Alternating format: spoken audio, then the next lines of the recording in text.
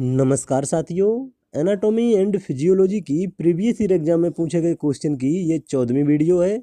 इससे पहले की वीडियो आप प्ले लिस्ट पर जाकर देख सकते हैं या फिर लिंक इसका डिस्क्रिप्शन बॉक्स में मिल जाएगा।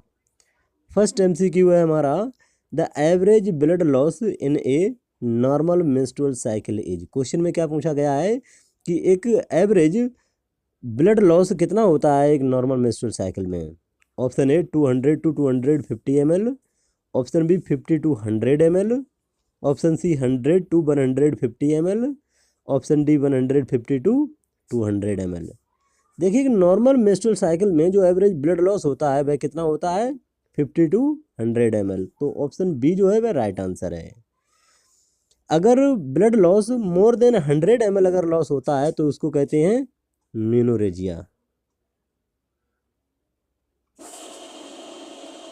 और अगर less than 50 ml blood loss होता है तो इसको कहते हैं हाइपोमेनोरिया। क्वेश्चन में जो पूछा गया है ऑप्शन बी राइट आंसर।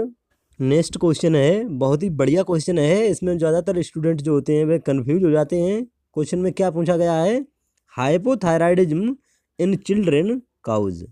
बच्चों में हाइपोथायराइडिज्म क्या काउज करेगा। Option A rickets, option B acromegaly, option C dwarfism, option D cretinism. देखिए बच्चों में जो हाइपोथायराइडिज्म होता है वह क्या काउज करता है, क्रिटिनिज्म। तो ऑप्शन डी जो है वह राइट आंसर है। अगर यह अडल्ट में अगर हाइपोथायराइडिज्म होता है तो क्या काउज करता है, मैक्सेडीमा। बच्चों में अगर हाइपोथायराइडिज्म होता है तो वह काउज करता है क्रिटिनिज्म, और अगर अडल्ट में हाइपोथायराइडिज्म होता है तो क्या काउज करेगा, मैक्सेडीमा। क्वेश्चन में जो पूछा गया है ऑप्शन डी राइट आंसर है। ड्वार्फिज्म क्या होता है, जो ग्रोथ हार्मोन होता है इसकी अगर कमी होती है, लैक ऑफ ग्रोथ हार्मोन क्या काउज करेगी, ड्वार्फिज्म। अगर ग्रोथ हार्मोन की अधिकता होती है तो वह एक्रोमेगेली काउज करती है। अडल्टहुड में अगर ग्रोथ हार्मोन अधिक सीक्रेट होता है तो वह एक्रोमेगेली काउज करता है। रिकेट्स जो होता है यह विटामिन डी की कमी से होने वाला रोग होता है। क्वेश्चन में जो पूछा गया है ऑप्शन डी राइट आंसर। इसमें कंफ्यूज इसलिए नहीं होना है, बच्चों में और अडल्ट में अलग अलग पूछा जाता है कई बार, तो ओवर कॉन्फिडेंस में कई स्टूडेंट इसको गलत कर देते हैं। नेक्स्ट क्वेश्चन देखते हैं। नेक्स्ट क्वेश्चन है, बहुत ही बढ़िया क्वेश्चन है। In a healthy man whose weight 70 kg the total body water is approx. Question में क्या पूछा गया है, एक हेल्थी मैन में जिसका वेट 70 kg है उसमें जो टोटल बॉडी वाटर होगा वह अप्रोक्स कितना होगा। Option A 42 litre, option B 22 litre, option C 32 litre, option D 52 litre. देखिए एक हेल्थी मैन में जिसका वेट 70 kg है उसमें टोटल बॉडी वाटर जो होता है वह लगभग कितना होगा, 42 लीटर। तो ऑप्शन ए जो है वह राइट आंसर है। 42 लीटर जो होता है वह कितना होता है, 60%। एक हेल्थी मैन में जो वाटर का रेशियो होता है वह लगभग 60% होता है टोटल बॉडी वेट का। तो इसमें एक हेल्थी मैन में जिसका वेट 70 kg है तो उसका 60% जब निकालेंगे तो वह लगभग 42 लीटर होता है। ये टोटल बॉडी वाटर होता है, टोटल बॉडी वाटर। अब इसमें अलग अलग इसके कंपार्टमेंट होते हैं, जैसे इंट्रा सेलुलर फ्लूइड और एक्स्ट्रा सेलुलर फ्लूइड, अलग अलग दो कंपार्टमेंट होते हैं। इंट्रा सेलुलर फ्लूइड जो होता है यह लगभग 66% होता है टोटल बॉडी वाटर का, और एक्स्ट्रा सेलुलर फ्लूइड जो होता है यह 34% होता है टोटल बॉडी वाटर का। महिलाओं में फैट अधिक होने के कारण जो बॉडी वाटर का रेशियो होता है वह 60% ना होकर लगभग 50% होता है। एल्डरली और ओबेस व्यक्तियों में भी जो बॉडी वाटर का रेशियो होता है वह कम ही होता है। चिल्ड्रन में अगर बात की जाए तो वह एडल्ट से ज़्यादा होता है, बॉडी वाटर का रेशियो जो होता है वह लगभग 70% जो होता है बॉडी वेट का वाटर होता है। क्वेश्चन में जो पूछा गया है option A right answer. Next question देखते हैं। नेक्स्ट क्वेश्चन है, the longest portion in the fallopian tube is. Question में क्या पूछा गया है, जो फैलोपियन ट्यूब होती हैं इनमें सबसे लॉन्गेस्ट पोर्शन जो होता है वह कौन सा होता है। Option A interstitial portion, option B the isthmus, option C the infundibular portion, option D ampullary portion. देखिए जो फैलोपियन ट्यूब होती है इसके मेनली 4 पार्ट होते हैं, 4 पार्ट होते हैं। जो इंटरस्टिशियल पोर्शन होता है यह यूट्रस की दीवार के अंदर होता है। इस्थमस जो होता है यह यूट्रस से लगा हुआ पोर्शन होता है। दूसरा पार्ट होता है फैलोपियन ट्यूब का। और जो इन्फेंडिबुलर पोर्शन जो होता है यह लास्ट पार्ट होता है फैलोपियन ट्यूब का। इसमें फिम्बरी होती हैं जो ओवरी से अंडे को पकड़ने का काम करती हैं। और जो एम्पुलरी पोर्शन होता है यह सबसे लॉन्गेस्ट और वाइडेस्ट पोर्शन होता है फैलोपियन ट्यूब का। फर्टिलाइजेशन जो होता है वह एम्पुलरी भाग में ही होता है। स्पर्म और ओवम का जो फर्टिलाइजेशन होता है वह किसमें होता है? फैलोपियन ट्यूब के एम्पुलरी पोर्शन में। तो ऑप्शन डी जो है वह राइट आंसर है। क्वेश्चन में अगर फर्टिलाइजेशन के बारे में पूछा जाए कि फर्टिलाइजेशन किस पार्ट में होता है, तब भी एम्पुलरी पोर्शन होता है।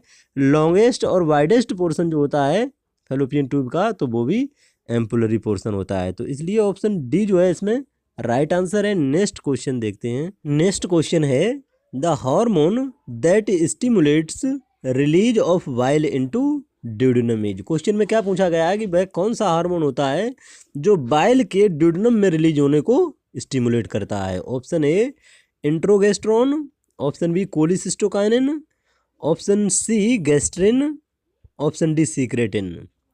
देखिए क्वेश्चन में क्या पूछा गया है कि वह कौन सा हार्मोन है जो बाइल के ड्यूडेनम में रिलीज होने को स्टिमुलेट करता है। तो वो कौन सा हार्मोन होता है? कोलिसिस्टोकाइनिन। ऑप्शन बी जो है वह राइट आंसर है। कोलिसिस्टोकाइनिन जो होता है इसे सीसीके कहते हैं और यह एक पाचन हार्मोन होता है जो ड्यूडेनम में खासकर भोजन और फैटी फूड के आने से स्रावित होता है। कोलिसिस्टोकाइनिन क्या करता है? यह हार्मोन गाल ब्लैडर को कॉन्ट्रैक्ट करता है जिससे जो बाइल होती है वह ड्यूडेनम में रिलीज हो सके। साथ ही ये पेनक्रिएटिक एंजाइम के भी सीक्रेशन को बढ़ाता है। इंट्रोगेस्ट्रॉन जो होता है यह गैस्ट्रिक मोटिलिटी और गैस्ट्रिक जूस के सीक्रेशन को इनहिबिट करता है। गैस्ट्रिन जो होता है यह गैस्ट्रिक एसिड के सीक्रेशन को बढ़ाता है। सीक्रेटिन जो होता है यह पेनक्रियाज को बाइकार्बोनेट रिच फ्लूइड सीक्रेट करने के लिए प्रेरित करता है। क्वेश्चन में जो पूछा गया है option B right answer. Next question देखते हैं। नेक्स्ट क्वेश्चन है tenderness at McBurney's point is suggestive of. Question में क्या पूछा गया है कि जो मैकबर्नी पॉइंट होता है यहाँ पर अगर टेंडरनेस होती है तो वह किसको सजेस्ट करता है। Option A acute cholecystitis, option B acute pancreatitis, option C acute appendicitis, option D acute gastritis. देखिए अगर मैकबर्नी पॉइंट पर टेंडरनेस होती है, पेन होता है, तो वह किसको सजेस्ट करती है? एक्यूट अपेंडिसाइटिस को। तो ऑप्शन सी जो है वह राइट आंसर है। मैकबर्नी पॉइंट पर अगर दर्द होना, सूजन होना, पेन होना, टेंडरनेस होना, वह किसको इंडिकेट करती है? एक्यूट अपेंडिसाइटिस को। मैकबर्नी पॉइंट होता कहाँ पर है? यह अम्बलाइकस और right anterior superior iliac spine के मध्य 1/3 पोर्शन होता है। अगर यहाँ पर ये टेंडरनेस पाई जाती है तो वह निश्चित ही एक्यूट अपेंडिसाइटिस को इंडिकेट करता है। एक्यूट कोलिसिस्टाइटिस में जो पेन होता है वह होता है राइट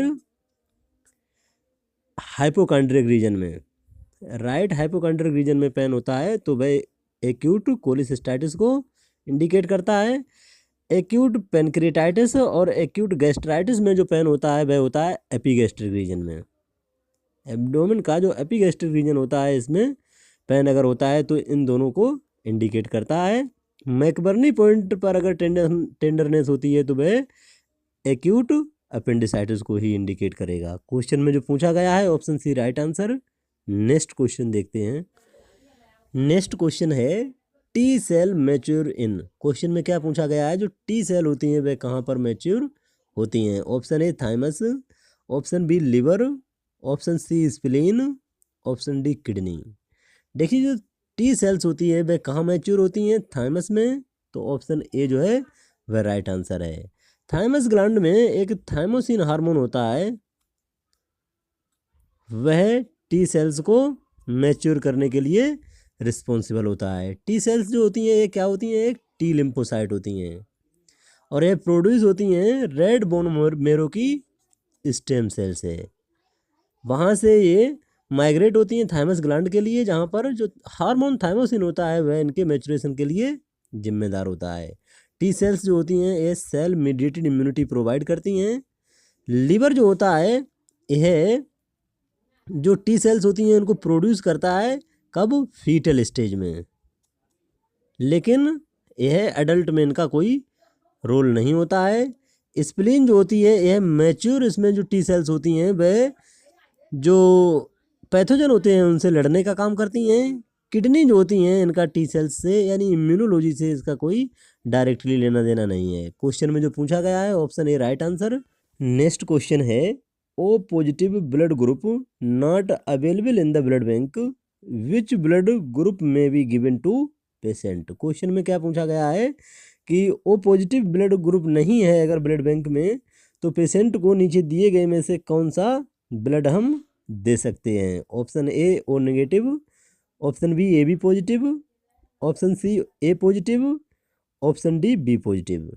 देखिए अगर पेशेंट को ओ पॉजिटिव पेशेंट है तो उसको ज़्यादातर ज़रूरत यही होगी कि ओ पॉजिटिव दिया जाए। अगर ओ पॉजिटिव ब्लड बैंक में नहीं है तो उसको हम ओ नेगेटिव दे सकते हैं, क्योंकि ओ नेगेटिव जो होता है यह एक यूनिवर्सल डोनर होता है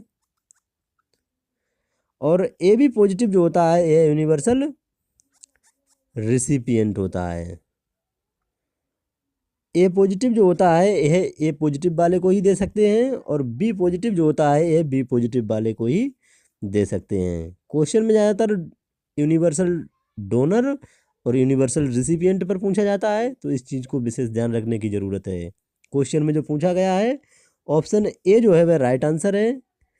धन्यवाद। जानकारी अच्छी लगी हो तो वीडियो को ज़्यादा से ज़्यादा शेयर कीजिए और भी वीडियो देखने के लिए प्लेलिस्ट पर जाकर देख सकते हैं।